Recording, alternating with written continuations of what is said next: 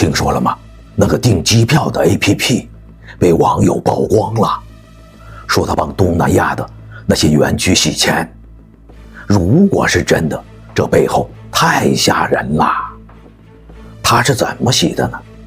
你在这个 APP 上订一张出境游的机票，比方说去小泰或者去小悦，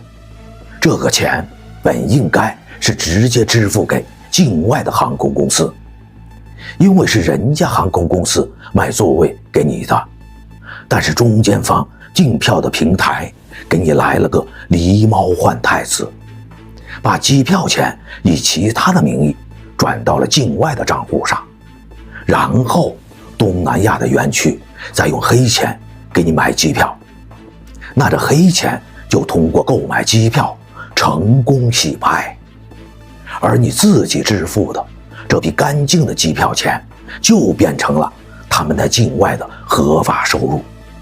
支付成功，机票已出，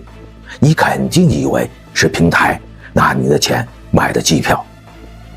试想一下，如果是黑钱买的机票，你的手机号、个人信息、身份证号、几点的航班，甚至你在平台上订的接机车辆、入住酒店都同步给了园区，你就成了透明人。想想